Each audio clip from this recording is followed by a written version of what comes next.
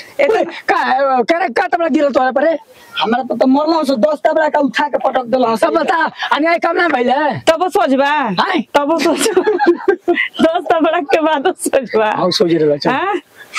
चलो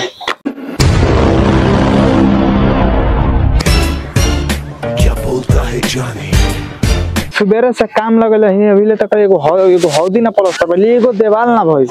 ए मर्दे कहां ले मिस्त्री पकड़ के लाइल वाला तो अरे क्या हम कहियो हमार जरे कोनो शब्द नहीं है देले बने तो है लइकन के 2-2 रुपया दे देला तो काम हमार कोने बेरा हो गए या मतलब बहुत परेशान बनी हम हईसन लेबर मिस्त्री पकड़ के ए मर्दे कहां ले मिस्त्री ले लो तो अब हम गांव के नाम बताई तो झूठाऊ के तू जीबो कब तू परेशान हो जीबो तो ले बढ़िया हम ना बताई एगो हौदी ना पलस्तर भइलिंग कर से बिले गहेरी अबे हौदी भाई की बा और तू अपनी बात कर रहा है अब मिस्त्री ही लेवल की कर बकवास हां तो काम करा तो ई कौन भाषा बोलत रहो अरे अरे हमारे खेता में माटी गिरले बारसो है क्या कोले बारसो रे का रे है हमारे खेता में माटी गिरले बारसो तोर खेता के डणा रह रे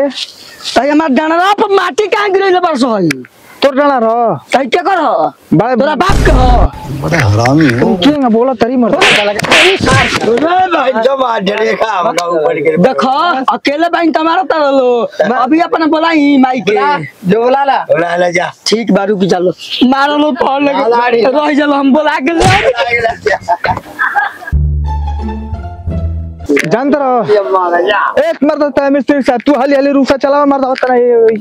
पटीदार एगो लगे डरामा लगले बड़ा सो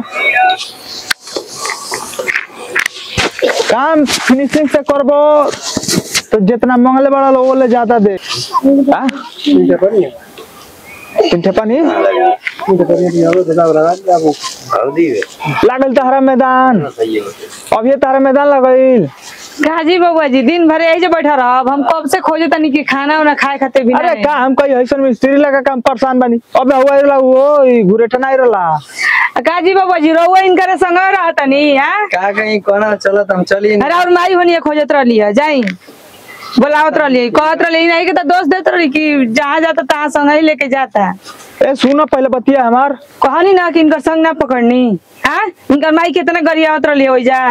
तो संग जानबूझ के पकड़ेला आदमी का हां त का है ना का के लिया के जो बैठावल बनी अपन काम होता टे अरे भाई दोस्त है बंदा साथ में बैठ गया तो का हो गया कब से खोजत नहीं जाई खाना निकाल के धइले बनी कोनो बात नहीं के घूमी या चाहे घुमाई जाई हटी हटी ना हां आइरला घुरेठा ना कहत कि हमरा में काहे फिर कइले बड़ा समाटी हई हो आ गरियावत गइला के जातनी माई के बोला के लिए आवे अरे त काहे ना कह देनी है ओकर माई या चाहे ओकर बाबू के हुआ समर का मतलब काहे ना कह देनी कि हमनी के अपने में खनोल में अपने बनावत जा मटिया गइल बा त हमनी के उठा लेब जा उ तो सुनो स तब नो बतावा कुल माटी गिरा देला हां सारी एरिया से हैं कन को लाज है कन के बतावा आई सारा 1 लाख रुपया लगा के हम बिजनेस करनी कि पावरफुल आदमी बनम हां ताकत हवा ताकला एकनी के समझे में ना आत कि करी त करी का हां एगो घुर फेकरा कहने कहां गए ए बाबा राम मारला तो माटी पसार देला बा सब मैं अपने खेते में आ मरबो कइला से दुनो कर मारा खरा तो के औए उ अदितवा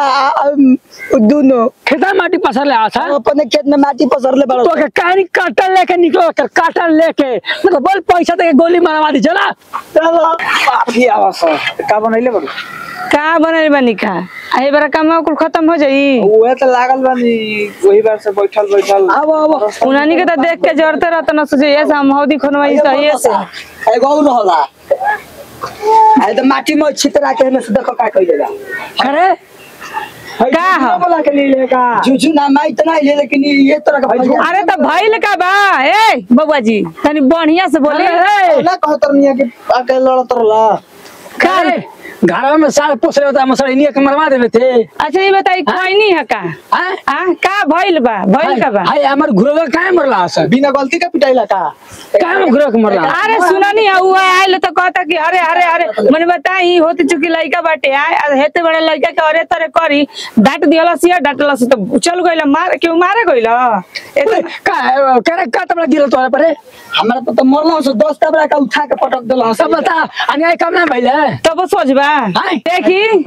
साफ साफ अगर कहत नहीं झगड़ा कल चाहत नहीं तो वो बता दी, लड़ाई कल चाहत नहीं तो वो बता दी, नहीं तो घुसा घुसी चाहत नहीं तो वो बता दे। देख ओके मार के बहुत उड़ब करा तो कावा चुरब कर लीजिए कावा छी भाई लोने हटे जैसे जाई हमारे हटे जाई जैसे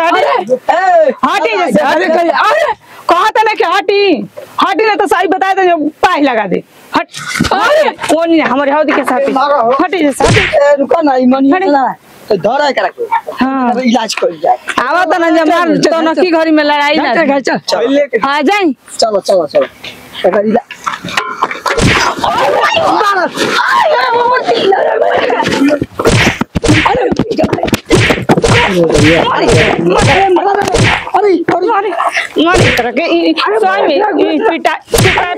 पिटाई पे लगा बोल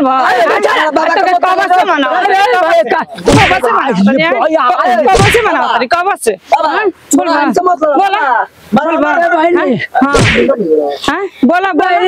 हाँ बोला हम का कहनी रे कहता नहीं ना कि जहिया से हमर हौदी खोल बताइया से तहलो से हम पन्नी के परेशान बनी जा